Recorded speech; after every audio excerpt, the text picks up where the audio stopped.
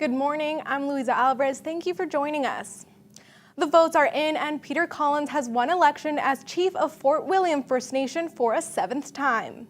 Collins won with 430 votes. Coming in second was Kyle McLaurin, who received 189 votes. Leo Bannon and Walter Bannon received 96 and 44 votes respectively. Meanwhile, in the band council race, 3 new councillors won election. With those changes, the band council now has gender parity with 6 women and 6 men.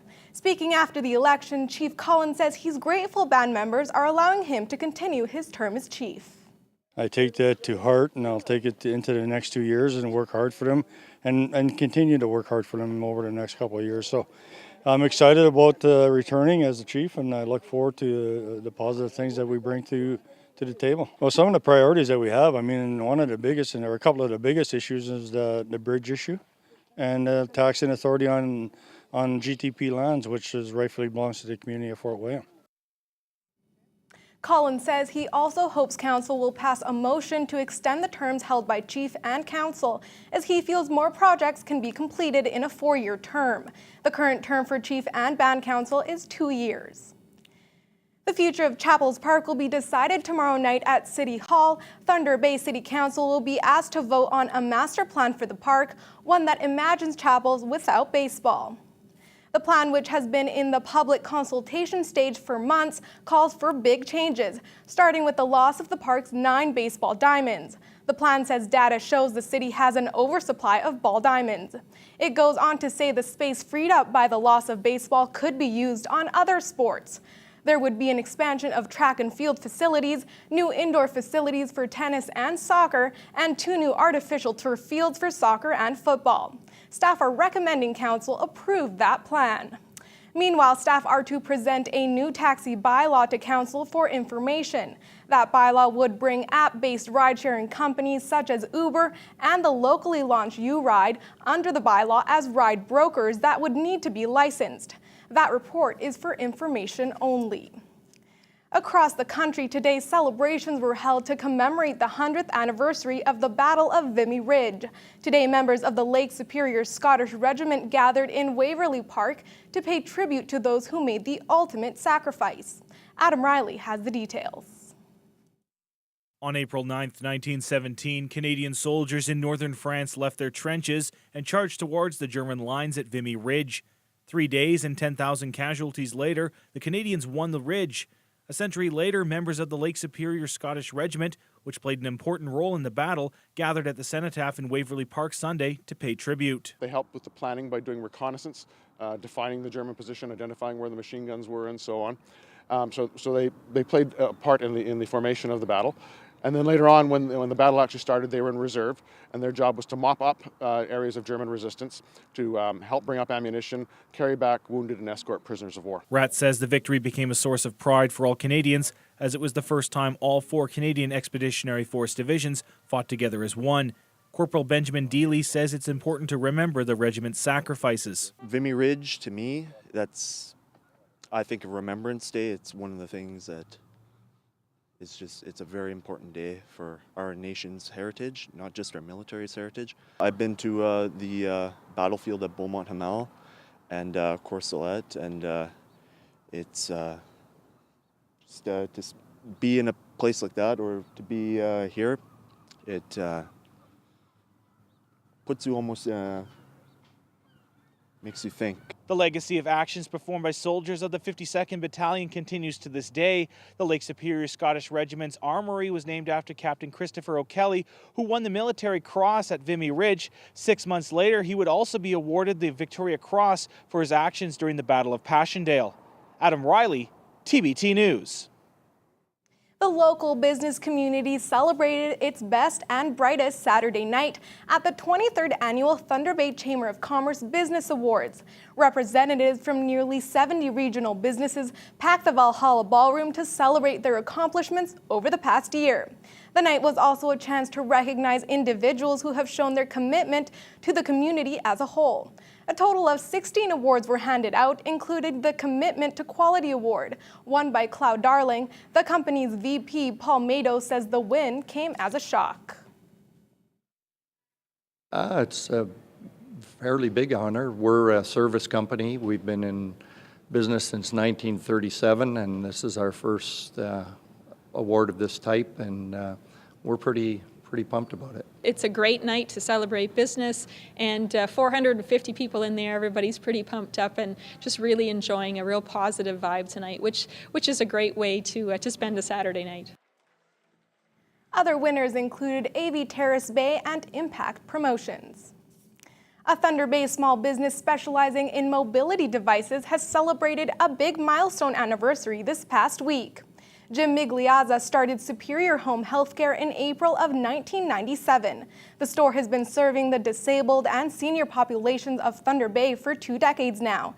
To celebrate those 20 years of success, his staff threw him a surprise anniversary party this past week. He has a heart of gold. He's, like I said, he's always trying to help everybody out. He goes over and beyond what is expected of him to help people. He works on the weekends and evenings just to help people out when there's nobody else around to help. It's incredible.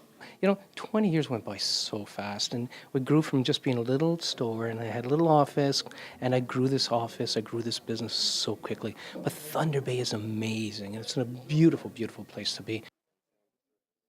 Migliazza adds while it hasn't always been easy, private businesses can succeed through personal connections. It's a business plan he promises to stick by for the next 20 years.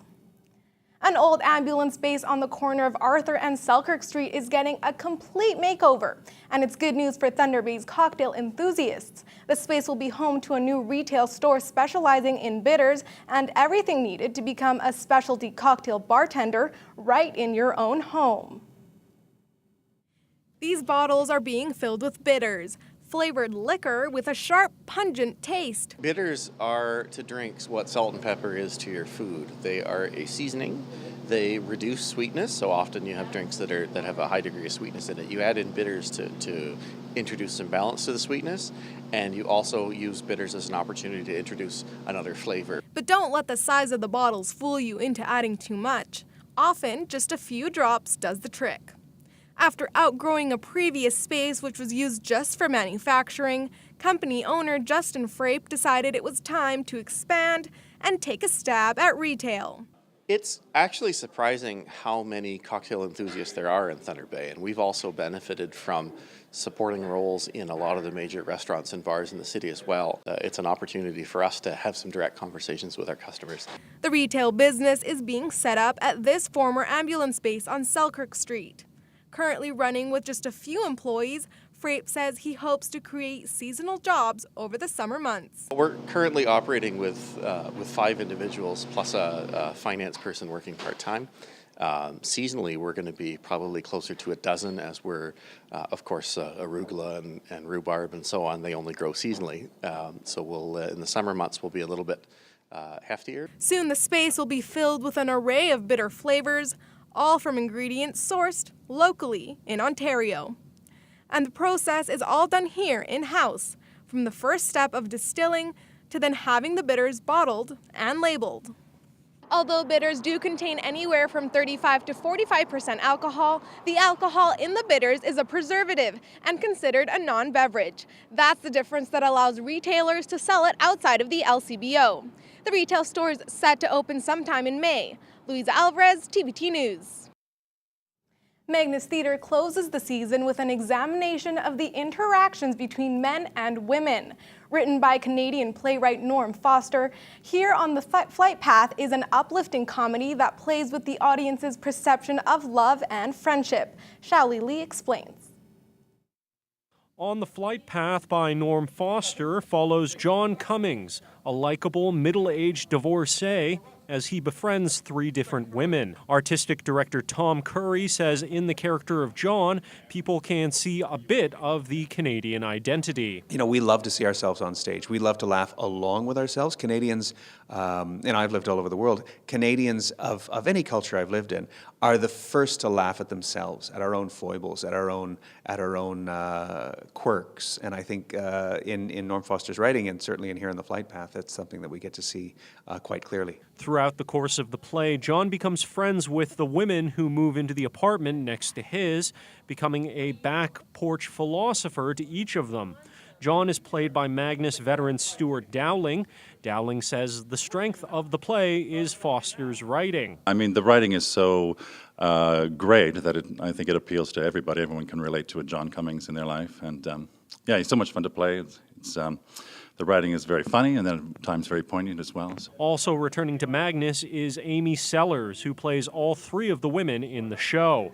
Sellers says though Faye, Angel, and Gwen each have their differences, they also have their own appeal. It's great to find that tougher woman, to explore those tougher parts of myself, and I think people will be able to see themselves in that. And I think they'll like the comedy of that. And I think the young exuberance of Angel is something people can identify with, and I definitely think what Gwen's going through will speak to people in the audience. On the Flight Path opens Monday with the gala opening on Thursday night.